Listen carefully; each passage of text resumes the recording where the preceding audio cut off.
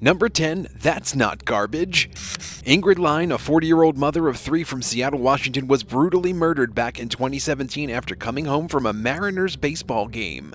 She went to the event on a date with 38-year-old John Charlton, whom she had met online about a year before. On April 19th, her former partner reported her missing when she failed to pick up her children from his home. A wellness check was then performed at the woman's house, but officers were far from prepared for what they found inside. Police discovered a 15-inch or 38-centimeter pruning saw left near the bathtub that had human flesh inside it. While searching for more evidence, authorities found some of Ingrid's limbs wrapped in plastic inside the neighbor's trash cans. At the local recycling and garbage plant, even more were discovered. Charlton was the main suspect in the case since he had violent criminal history and his own parents had a restraining order against him. He initially denied the murder allegations for over a year, but he has since fully confessed to the crime. For the murder of Ingrid Line, Charlton was sentenced to 333 months behind bars, which is a little less than 28 years. The judge said she would have given him life in prison without parole if only the law allowed it. Number 9, it happens all the time.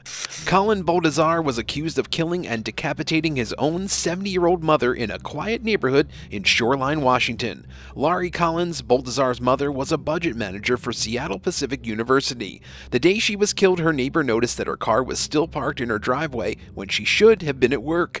Loud thumping and screaming were also heard by the neighbor coming from Laurie's house at around 2 a.m. So officers came the next morning at 9 a.m. to conduct a welfare check. When authorities asked Baldassar about the screaming, he claimed that he and his mother had gotten into an argument and that, quote, it happened all the time. But when deputies were unable to reach Collins by phone, they forced their way into the house to see what really happened. According to news outlets, Collins' decapitated body was found in the upstairs bedroom near a baseball bat. Baldassar was arrested at the scene for the gruesome and violent murder. Baldassar is now facing second-degree murder charges and is currently being held on $2 million bail. He was supposed to be formally charged for the crime on July 5th, but there has not been any recent public updates on the case. Number 8, Firefight. A fatal shooting happened in a Seattle, Washington parking lot when an insane man holding a gun opened fire on 2 women in their cars. The attack was completely random and left one of the victims dead after getting shot in the face 3 times in February 2021.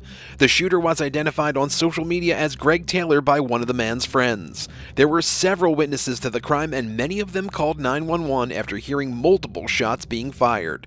One of the calls came from the second woman in the car while her friend lay dying. The girl was unable to give their exact location, but police arrived just moments later. The suspect was warned to drop his weapon, but he ignored their warnings. He raised his weapon again, this time directing it towards the officers. A firefight soon broke out between law enforcement and the deranged gunman, but they were able to take him down quickly.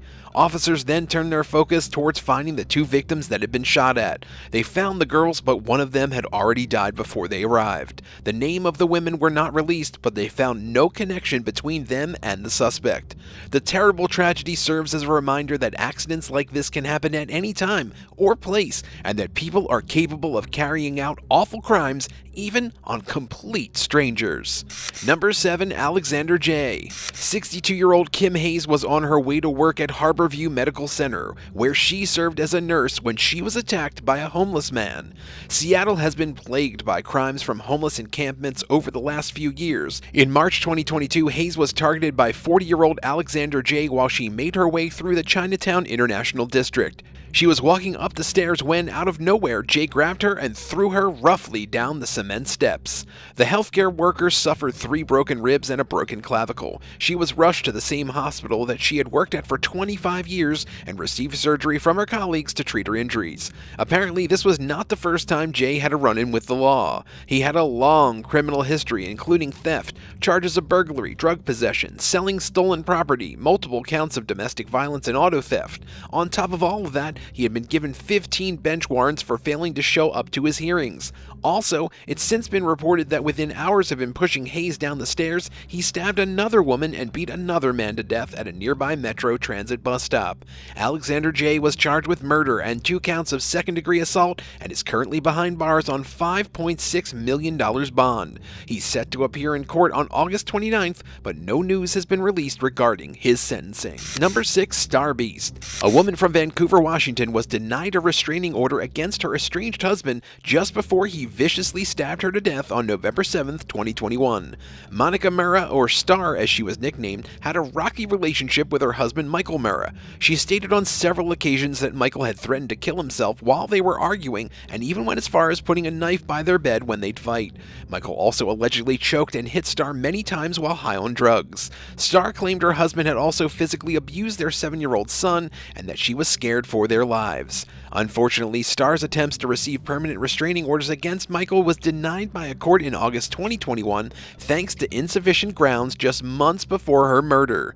According to the Oregonian news site, police were called to the Murrah residence at 10:40 a.m. that Sunday morning, where they found Michael holding a blood-stained knife.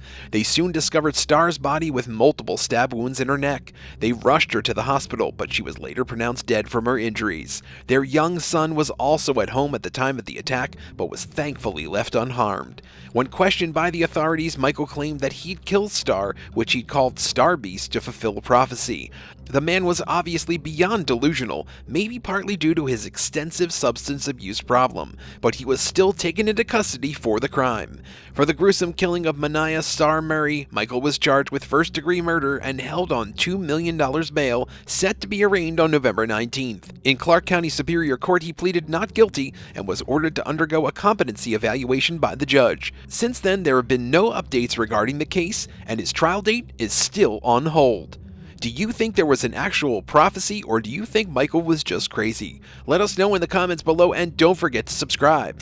Number 5. Uncle Husband. 44-year-old Timothy McNamara was found dead in Belize from a gunshot wound to his head, and police were later accused of setting the whole thing up to look like murder. Tracy Shannon Nessel had fallen in love with McNamara, who was 22 years older than she was. Oh, and to top things off, he was actually her biological uncle. They had met each other in 2012 when the two were visiting her grandparents in Soap Lake, Washington. At the time, McNamara was going through his third divorce and had an immediate connection with Nessel, his young niece. But Nessel claimed they, quote, didn't know each other in that way, and that she never knew him as her uncle. The two sides of the family didn't spend much time together, so they felt like they weren't doing anything particularly wrong. She said that they fell in love and that their souls were instantly connected. McNamara had adult children from previous marriages, and they were understandably disturbed by the pair's incestuous developing relationship. In order to escape scrutiny, Nessel and McNamara ran away to Belize using a $240,000 insurance payout that they used to buy a farm in the Central American country. The man's children stopped talking to their father, and as their family's relationship fell apart, so did McNamara's finances. In December 2014, Nessel heard a gunshot outside of their home and said she found McNamara lying on their porch. Initially, she said she had no involvement in the crime and was framed by police for the murder, but later in March 2022, 8 years after the incident, she was found guilty of participating in the willful and unlawful killing of her uncle husband. Sounds like the relationship was doomed from the start. Number 4. Break-in gone wrong. A 36-year-old man from Gig Harbor, Washington was killed by his neighbor after trying to break into the man's home in July of 2022. Neither of the men in the case were identified by name, and the incident took place after the now-deceased man had an argument with his girlfriend, who later went next door to stay for the night. After finding out she was with the neighbor, he attempted to let himself into the home to see her. Apparently, the woman had a no-contact order against her boyfriend, so he was not supposed to be anywhere near her. While trying to get into the home, he was accused of threatening his girlfriend and others who were inside. The homeowner, protecting himself and his property, then shot and killed the man on his back porch, where he was later found by police. Recognized as a case of self-defense, officers did not charge the man who fired with murder or any crimes for that matter, but the investigation is still ongoing. Once it's complete, it will be moved to the prosecutor's office. Number 3. Cold case. A cold case dating back to 1998 has just been solved recently in 2022, and a woman's fiancé is now suspected of hiring a hitman. On August 22, 1998, James Christopher Johnson found his fiancé's body in their apartment's bedroom closet in Arlington, Washington. Johnson reported to authorities that some bags and coins were missing from the space, along with the Honda Civic that belonged to the woman. When police got to the scene to investigate, they found no signs of forced entry or even a struggle. Johnson told officers about a suspicious man, someone who was given Sincata's old computer and was upset that it wasn't working well. The suspect was identified as a 54-year-old man named Bobby Joe Leonard, but no concrete evidence was ever found to convict Leonard, so the case went cold after no other leads were discovered. Fast forward to July 2022. While pleading guilty to the murder of Andrea Sincata, Leonard also confessed that a man he suspected to be the woman's then fiancé offered to pay him $5,000 to kill her.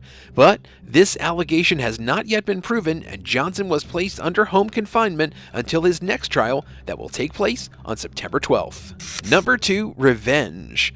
A father from Spokane, Washington was accused of killing his daughter's boyfriend after finding out he had sold her into a sex trafficking ring back in 2021. The young woman's father, 60-year-old John Eisenman, is currently being held on $1 million bond after getting charged with first-degree murder. In October 2020, Eisenman discovered that his young daughter had been sex trafficked and later found out that her own boyfriend was responsible.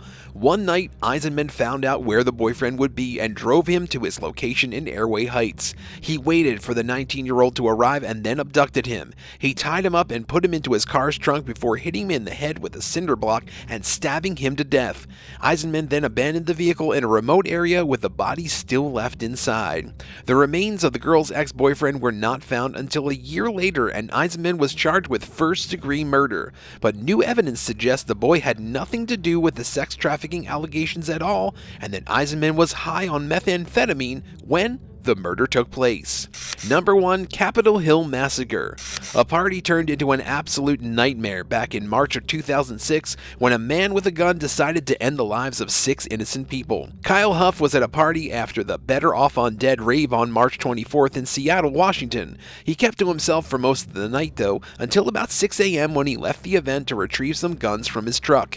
He immediately started shooting people sitting outside the home before going back into the building to continue his rampage. He fired more than 300 rounds in total until he spotted a police officer that had come to respond to the scene. He then turned the gun on himself, ending his own life. There was no clear motive for the senseless killing spree, and with the suspect now deceased, it's unlikely detectives will ever know the reason behind this terrible crime.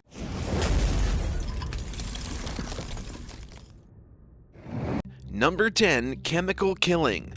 On April 12, 2019, a Montana court sentenced Augustus Standing Rock and Tiffany Pierce to life in prison after they pled guilty to stabbing 2 individuals to death, one of whom was a teenager, and attempting to melt their remains in chemical-filled tubs. Pierce sobbed and Standing Rock sat silently as family and friends of 24-year-old Wiles and 15-year-old Pickett testified for over 90 minutes about their anguish following the deaths. Pierce's former roommate told police he was woken up in August 2017 by a woman screaming at their Missoula house. He reported that he saw Pierce and Standing Rock in the bathroom cleaning away blood. Pierce informed him that there was a dead woman in the basement. Wiles and Pickett's remains were discovered mutilated and partially dissolved in the basement by police. Standing Rock had earlier told prosecutors that he felt Wiles had sexually assaulted a young girl close to him. He apologized for his acts in court, while Pierce maintained that she never wanted to kill anybody. Pierce told detectives that Standing Rock brought over 2 people, took them to the basement, and attacked one while Pierce attacked the other. The district judge eventually sentenced both to life in prison without the possibility of release for the killings of Jackson Wiles and Marilyn Pickett in 2017. Number 9. LIL'S Casino Beheading. Donald Ray Cherry, a man who beheaded a winning casino player in 2017, was sentenced to life in prison on June 11, 2021 at the Yellowstone County Courthouse in Billings for the murder of Myron Wesley Knight. The killing was linked to a theft when the robbers met Knight at LIL'S Casino in Montana. Cherry and a second suspect, 37-year-old Jeffrey Glenn Haverty, brutally killed Knight with a hatchet that evening. They then proceeded to behead him at a homeless campsite near the casino. Knight's headless body was later discovered on a dirt trail near the camp. His head was discovered 30 feet or approximately 9 meters away.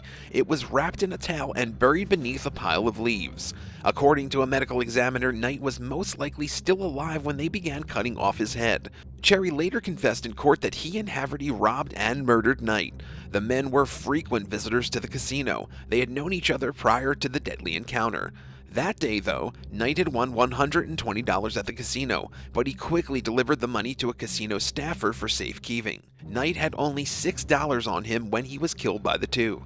Cherry appeared disengaged during the court proceedings. He was observed scribbling on a notepad and did not speak to anyone, even the district judge who handed him the 65-year sentence for deliberate homicide. Cherry will also have more than 3.5 years removed from his sentence for the time he has already served in prison since the murder. His accomplice Haverty has been sentenced to 50 years in jail for the robbery and murder back in February 2020. Since his arrest, 34-year-old Cherry had already attacked a jail guard on Christmas Eve and was also cited for 75 write-ups in jail for alleged misconduct. Number 8. Bare hands. Lindsay Hagen, 32, pled guilty to the murder of Robert Mast in Yellowstone County District Court on March 14, 2016. She informed authorities that her 25-year-old homeless victim, Robert Mast, wanted to die and that she was only assisting him. In reality, Hagen had been wondering what it would be like to kill someone with her bare hands. Hagen and Mast met in Washington and started dating. The incident occurred in September 2015 as Hagen and Mast were traveling from Olympia to North Dakota and stopped in Billings, Montana. Hagen said that Mast had told her that he wanted to die and she told him that she could make it happen. She stated that she got behind Mast in the car, wrapped her arm around his neck to strangle him, and blocked his mouth and nose. She went on to say that they had both been drinking a lot of wine. The duo was subsequently discovered by police outside a Domino's restaurant. Mast was unconscious, and Hagen later claimed that she had attempted CPR on him for 30 minutes before the police arrived. After entering into a plea deal, she was sentenced to serve 65 years in prison. Number 7. Second thoughts. Jordan Lynn Graham and Cody Lee Johnson had been married for only 8 days when Graham started to have second thoughts about the marriage. On July 7th, the couple went from their Kalispell home to Glacier National Park, where they got into an altercation that culminated in Johnson grasping her arm and Graham pushing her new husband off a cliff to his death. The corpse of the 25-year-old was eventually discovered in a section of the park so steep and rocky that removal required the use of a helicopter. After a 2-year engagement, Johnson was believed to adore his wife and be enthusiastic about their marriage, but his relatives feared Graham didn't reciprocate his affections. She was distant, didn't want to spend time with his family, and remained silent when she did. Graham also informed a friend on the night that Johnson died that she intended to speak with Johnson about having second thoughts about being married, and that if she didn't hear from her again that night, something bad would have happened to her. Johnson went missing on July 8th after failing to show up for work, and Graham was questioned the next day. She first told detectives that Johnson texted her the night of his death, claiming he was going for a drive with an out-of-town friend. She arrived to see a dark-colored sedan moving out of the driveway with Johnson inside. Graham informed a Glacier National Park ranger on July 11th, 2 days after the interview, that she had discovered the corpse beneath a famous loop area. The park ranger thought it was odd that she would be the one to find the body. She said it was a location he wished to visit and would frequently come up there to race cars with his buddies when they were visiting. In a second interview 5 days later, Graham confirmed to police that she had lied and confessed to shoving her husband to his death. On March 27, 2014, she was sentenced to 30 years in jail for the murder of Cody Lee Johnson. Do you think 30 years is enough jail time for this crime? Tell us in the comments and hit that subscribe button while you're at it. Number 6. Montana's Machete Maniac. 19-year-old Samantha Ray Mears was charged with aggravated burglary, assault with a weapon, illegal restraint, partner family member assault, and 2 counts of criminal mischief in June 2018. This was in addition to an accusation of felony strangulation for her assaulting the same victim in April of that same year. The victim in the case, Mears' ex-boyfriend, stated that he returned home on the night of June 22nd, and Mears, who had entered the house when no one was present, emerged from behind his bedroom door with a machete. She then held the machete to his throat and demanded that he strip naked. The man allegedly tried to push Mears off of him after they had sex, but she bit him on the arm and continued to have sex with him. When they started arguing, Mears removed a large piece of trim from the wall and urinated on the bed. When the man heard his sister enter the house, he texted her to tell her to leave. Around 11 p.m. he dialed 911, but pretending to speak with Doug, so Mears wouldn't realize he was asking for help. Mears appeared to be suffering from a mental ailment, according to Great Falls police. She claimed her ex-boyfriend had kidnapped her and handed her a machete for protection. Earlier in April, following another heated argument at the victim's house, Mears pulled his hair and smacked him across the face. The man was able to get her off of him, but he was unwilling to physically defend himself for fear of getting into legal problems. However, the quarrel continued, and Mears began strangling him by placing her thumbs against his windpipe. Prior to all of this, the couple had been in a relationship for almost 7 years. In November 2019, Mears was sentenced to 20 years in a state psychiatric facility. Number 5. Backroads. On January 14, 2022, a caller contacted 911 to report a body on Rimini Road in Lewis and Clark County, Montana, about 4.5 miles or just over 7 kilometers south of Highway 12. The caller was apparently getting ready to go snowmobiling when they observed something unusual, which they suspected was a human body. 4 days later, the victim was identified as Michael Anthony Biggs, while the culprits, 31-year-old Robert John Harville and 36-year-old Brandon Michael Beckman, were arrested and charged with deliberate homicide and tampering with or fabricating evidence. The arrest was made after a witness called police to tell them that they had rescued 2 guys who were stuck in the snow on the day of the murder at about 10:30 a.m., near where Biggs's body was subsequently located. The witness mentioned people who matched Harville and Beckman's descriptions. The blue car in which the guys were trapped in apparently had been seized because Harville had been arrested in an unrelated case prior to the incident. Detectives spoke with several of Biggs's acquaintances and learned that he had recently cashed a hefty check. Surveillance tape allegedly shows Biggs and Beckham at a casino, as well as Biggs giving him money to gamble with. Beckham later told investigators that Harville drove the 3 of them to Rimini Road to get meth. Beckman, who was in the back seat, requested that Biggs switch seats with him. Beckman then shot Biggs in the head after he stepped out of the car, then aimed the gun at Harville and ordered him to help carry the body. Beckman then snatched Biggs's money and attempted to flee, but became stranded in the snow. Both men are being jailed on $75,000 bail until their trials. Number 4. No rhyme or reason. Anthony Kevin Wall was charged with attempted deliberate homicide after slitting his father's throat in Black Eagle on December 26, 2019. On the morning after Christmas, his father was getting ready in the bathroom when Wall grabbed a knife from the kitchen and slit his dad's neck. Wall then allegedly walked upstairs to tell his brother what he had done. The two proceeded downstairs where the victim was in the bathroom with blood everywhere. The brother dashed upstairs to retrieve his phone in order to dial 911. Deputies and medical professionals noted that the victim's injuries matched Wall's description of the incident. Blood was also found on Wall's hands and clothes. There's no mention of a potential motive for the assault. Wall has also had multiple misdemeanor convictions, including several for domestic violence episodes.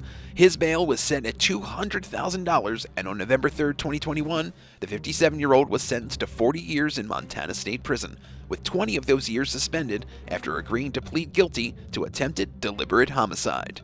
Number 3. Murder Mom. The Missoula County Sheriff's Office got a call concerning a killing on Patty Ann Drive on November 19, 2021. Leanna Gardpipe's mother had called 911 to report that her 34-year-old daughter had called her and told her that she had saved her babies. Leanna reportedly began crying after the mother questioned if she had killed her children. Shortly after she spoke with her mother, Leanna called 911 and reported a murder that had occurred with a steak knife on her bed. She then requested that an ambulance be dispatched because she was still hearing noises from one of her children. Leanna was eventually apprehended by Missoula County deputies. Her children were discovered lying on their backs in their bedroom, snuggled inside bed sheets. They were said to have had substantial lacerations on their throats as well as defensive wounds on their hands and fingers. They were declared dead at the scene. Investigators also discovered a steak knife in a pool of blood under a bed in the small girl's bedroom.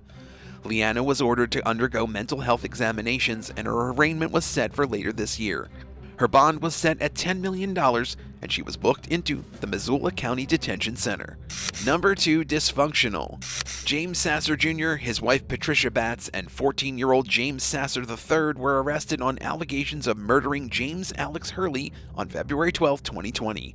Hurley was discovered dead on the 3rd of February with bruising all over his body. He died as a result of blunt force trauma to the head.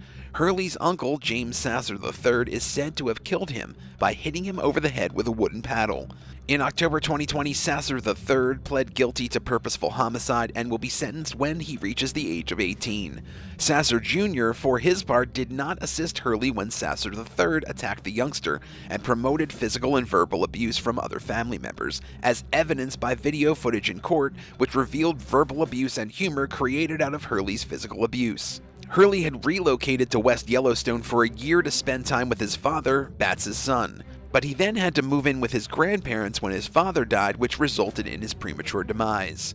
On March 4, 2022, Sasser Jr. was sentenced to 100 years in prison for felony purposeful homicide, 10 years for criminal child endangerment, and 10 years for interfering with a witness in his grandchild's death. Number 1. Terrible person. 28-year-old Jacob Greer, who allegedly faked his own death 6 years ago to escape a prosecution on child pornography charges, was apprehended and detained by U.S. Marshals in early April 2022. Greer was detained by Immigration and Customs Enforcement officers in April 2016 for receiving and possessing child explicit content. He was reportedly released on bond the next day and was staying with his grandmother while being tracked by an ankle monitor. On May 31, 2016, however, an alert was issued stating that he had removed his GPS monitor. Officials from multiple agencies searched for Greer and eventually discovered his vehicle, which included a suicide note, near Flathead, Montana. Although his body was not recovered, a federal arrest warrant was issued the same day. Though he was not present at the campsite where the vehicle was discovered, detectives determined that he had purchased the car using money borrowed from a friend and fled to Iowa with money, a bow and arrows, and a backpack full of survival gear. Before his eventual capture, he was last seen wearing a camouflage hat in a Walmart in Kalispell, Montana on June 3, 2016. Greer was known to be a survivalist who planned to live off the land in remote areas of the upper western states or southern Canada, hiding out in abandoned cabins. He is currently being held at a federal detention center in Seattle and will be tried in Des Moines.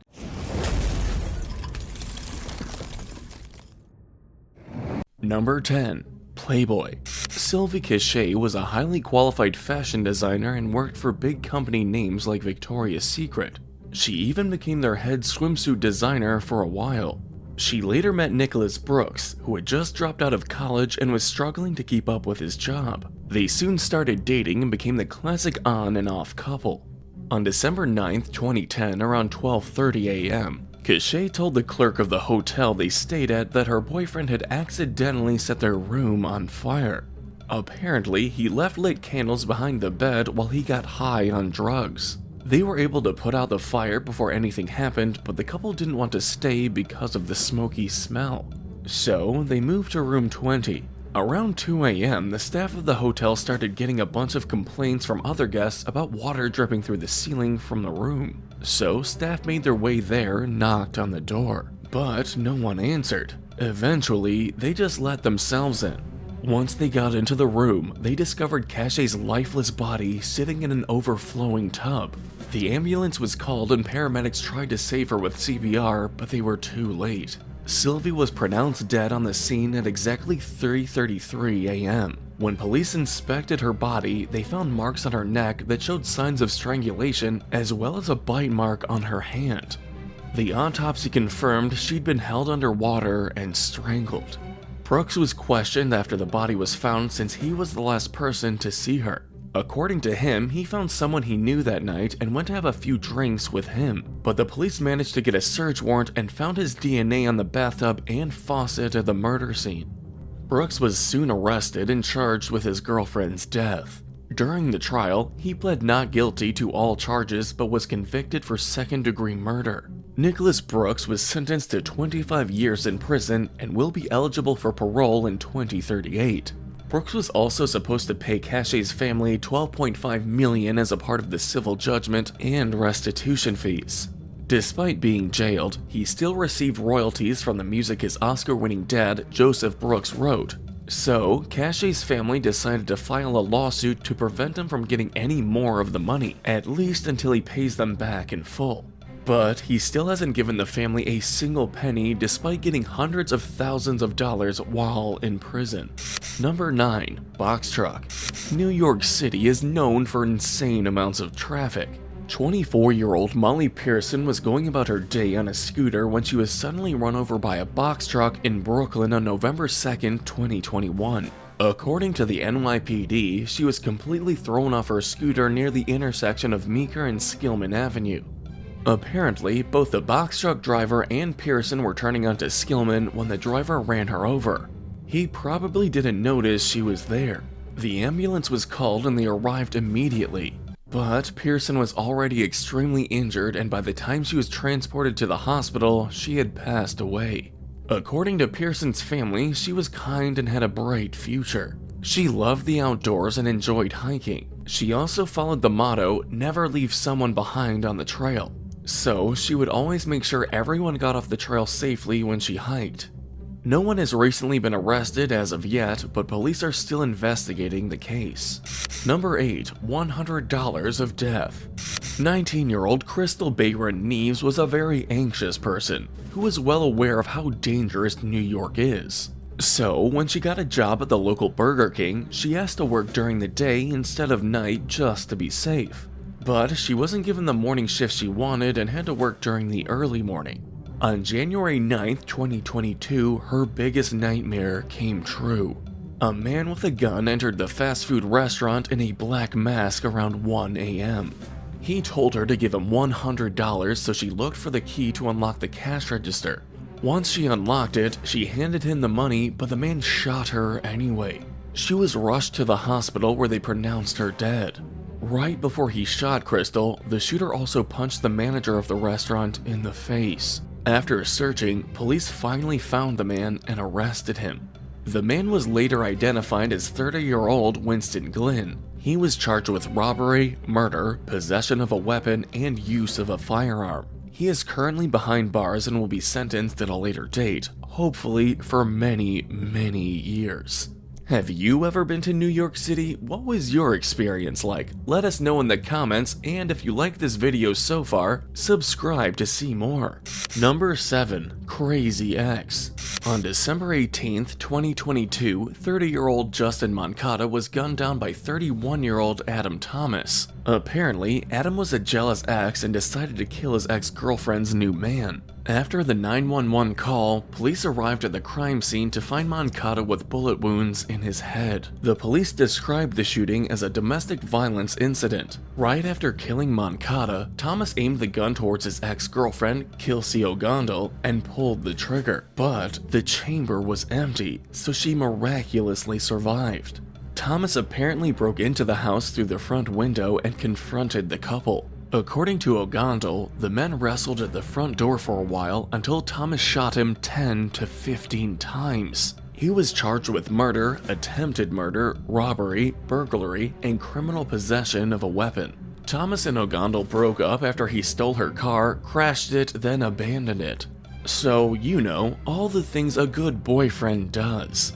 Ogondel and Moncada had a 6-year-old daughter together that they were looking forward to spending time with during Christmas. Moncada's mother, Evelyn Vargas, talked about how good of a father her son was and that he worked his whole life to get to where he was. She also called out Thomas and said he was a coward and that she wanted justice to be served. Both of his parents said they'd support Ogondel, since everyone was traumatized by this horrible incident. What's weird is that there was a very similar event just a week before, where a man was gunned down by the father of his girlfriend's daughter. The murderer in this case also came through a window, but the shooter of this case hasn't been found. Number 6. Pushed. 61-year-old Simon Marital had been accused of pushing a woman down to her death in a New York City subway track. The man was seen using both his hands to push her as an incoming train was approaching the busy station, according to bystanders. The woman he killed was later recognized as 40-year-old Michelle Go. Michelle was just using her phone, minding her business, when the attack happened, and the police said it was completely unprovoked.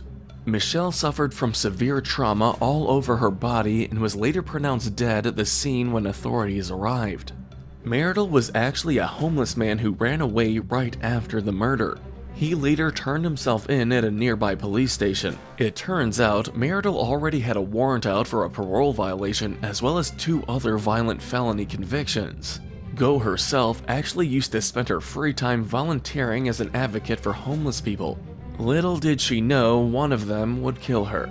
Number 5. Hate crime. Ever since the start of the pandemic, there has been an increase in hate crimes towards Asians, especially in New York. One of these victims was 35-year-old Christina Luna Lee. On February 13, 2022, surveillance footage from the entrance of Christie's street apartment in Chinatown showed Lee returning home at around 4:20 a.m.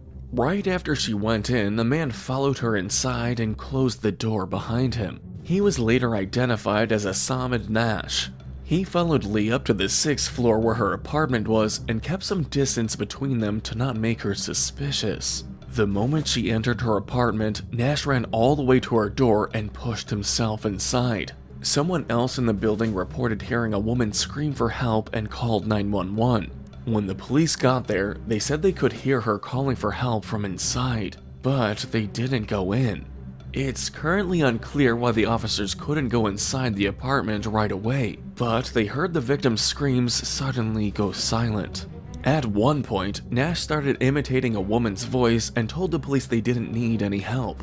Obviously, that didn't work, so he tried to run away through the fire escape but saw an officer on the rooftop and went back in. The officer on the roof said he saw something yellow in his hands. The police finally got inside at 5:40 a.m. and found Lee naked from the waist up on her bathroom floor. She had more than 40 stab wounds on her body. Nash was found hiding underneath the bed with a stab wound on his torso and several cuts on his hands. The police found a yellow knife right behind Lee's dresser. Nash has since been charged with first-degree murder, first-degree burglary, and sexually motivated burglary. He will be sentenced on a later date and is currently behind bars. Number 4. Dark coincidence. On February 12, 2022, a 35-year-old man was walking between train cars on the southbound J train in Manhattan around 9 p.m. He suddenly fell on the tracks below right as the train was coming. He was struck but was taken to the hospital in a stable condition. According to a Metropolitan Transport Authority spokesperson, the man might have been smoking between train cars when he slipped onto the tracks. What's really strange is that just an hour and a half later, another man in his 30s was walking on the train tracks in Midtown Manhattan, also heading southbound. He was struck by a train as well, but wasn't as lucky.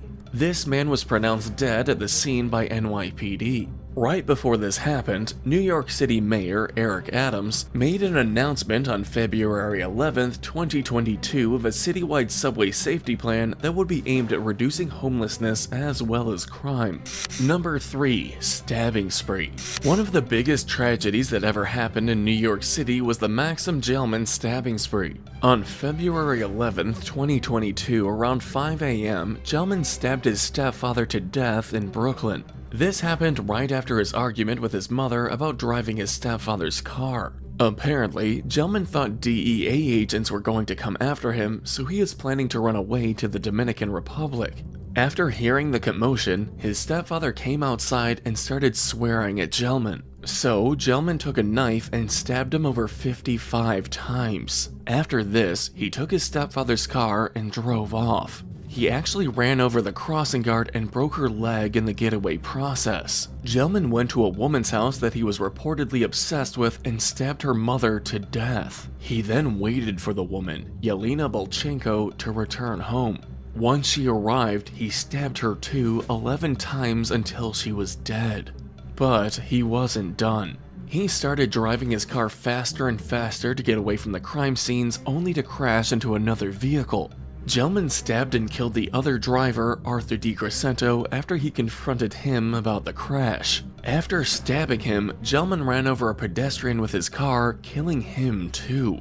He continued his stabbing spree until he was finally caught by a rider on the Manhattan subway train that happened to be a martial arts expert. The man held Gelman down until the cops arrived. During the trial, Gelman was called unruly and was laughing or yelling the whole time. He pleaded guilty to all charges and was sentenced to 200 years in prison. Number 2. Wrong place, wrong time. On February 18th, 2022, a 21-year-old college student named Elizabeth Howell was shot 3 times in northern New York near her university's campus. She was a senior at the SUNY Potsdam Crane School of Music. When the police arrived at the scene at 6 p.m., they found Howell unconscious, but alive with her gunshot wounds. They took her to Canton Potsdam Hospital, where she was soon pronounced dead.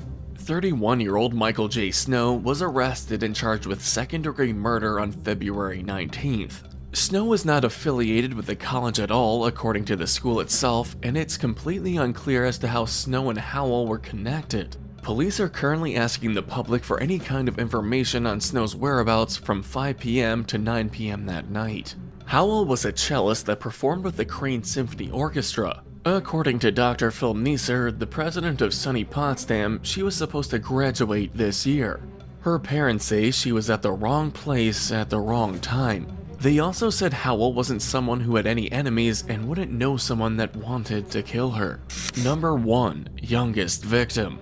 Gang members are everywhere in New York, and we mean everywhere. More often than not, they end up killing people that weren't even involved in gang conflicts. That's exactly what happened to 1-year-old Davell Gardner, who was sitting in his stroller during a family barbecue on July 12, 2020.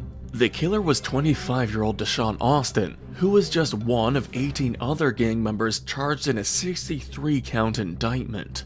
They killed 3 others and injured 8 other people in the crossfire. According to authorities, 2 men went near the family gathering at Madison Street in Bed-Stuy before midnight. Out of nowhere, someone started shooting from across the park. Gardner got shot in the stomach and died later in the hospital, just 2 months away from his 2nd birthday, just starting out his life. Police think that Akeem Atris was the man who drove the getaway car, while Austin was one of many gunmen. Austin was arrested and charged with murder and attempted murder. Thanks for watching. Which of these New York crimes did you find the craziest?